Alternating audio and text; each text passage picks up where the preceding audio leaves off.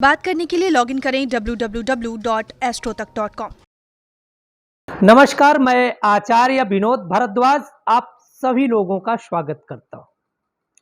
पितृ पक्ष में आपके पितृ आपको पुण्य फल प्राप्त कराएं, क्योंकि अगर आपके पितृ अच्छे हैं तो आपके परिवार में खुशियों का पूरा माहौल बन जाता है। ऋषि महात्माओं ने कहा है, जिस घर के पितृ अच्छे हैं उस घर में खुशियां आती हैं, उस घर के विघ्न बाधाएं अपने आप दूर हो जाती है।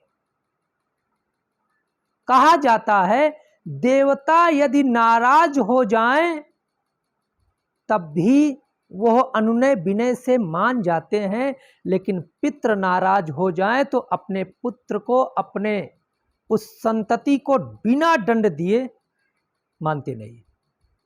इसलिए इस श्राद्ध पक्ष में शास्त्र में लिखा एक कार्य जरूर करें, और वह कार्य है 5 बलियां। 5 प्रकार की बलि शास्त्रों में उल्लेख आया है। इसको आप करके अपने पितरों को मना सकते हैं। अन्यथा जिन्होंने 5 बलि नहीं की है, निश्चित रूप से शास्त्र का मत मैं आपको बता रहा हूं, आपके पितृ आपकी बलि को स्वीकार नहीं करेंगे।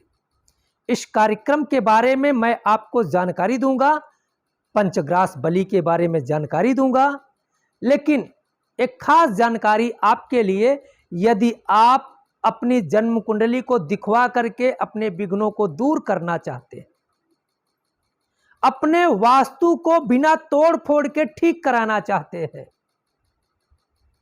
यदि तंत्र मंत्र टोटकों से अपनी विघ्न बाधाओं को दूर कराना चाहते हैं तो भटकने की जरूरत नहीं है।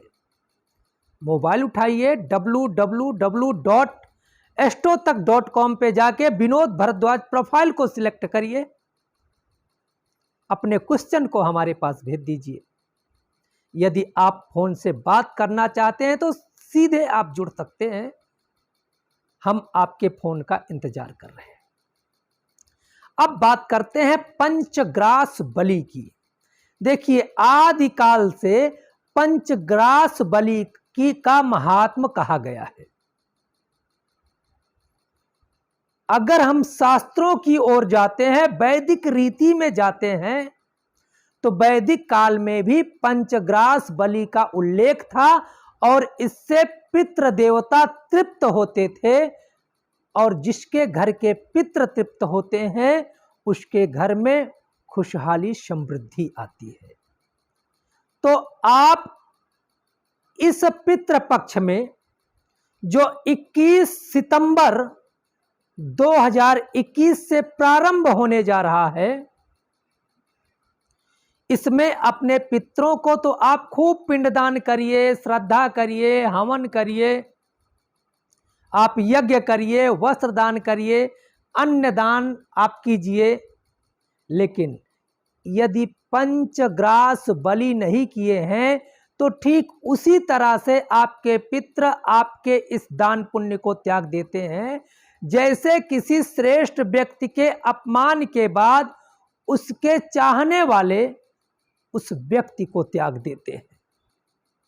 जिससे आपका प्रेम है, वह व्यक्ति अगर अपमानित हो जाए तो आप वहां पे नहीं जाएंगे जहां पे अपमान हुआ है। ठीक वैसे आपके पितृ आपका घर निश्चित रूप से त्याग करके आपके द्वारा दिया गया श्राद्ध कर्म स्वीकार नहीं करेंगे। तो ये पंचग्रास बलि है क्या? इसमें सबसे पहले आती है गौ माता। गौ माता के लिए एक पत्तल पे आप पूरी निकाल के पूरी सामग्री जो आप श्राद्ध के लिए बनाए हैं खाने वाली रख दें। दूसरा पत्ता फिर रखें। अब यह पत्ता होगा काक बलि।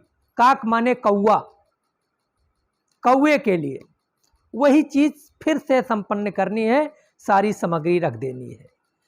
इसके बाद तीसरा पत्ता रख करके श्वान बलि करेंगे। श्वान माने कुत्ता, पूरा सामान रख देंगे। इसके बाद जो है पिपीलिका बलि। पिपीलिका का मतलब होता है चींटी, चींटियों के लिए भी आप जो निकाल देंगे।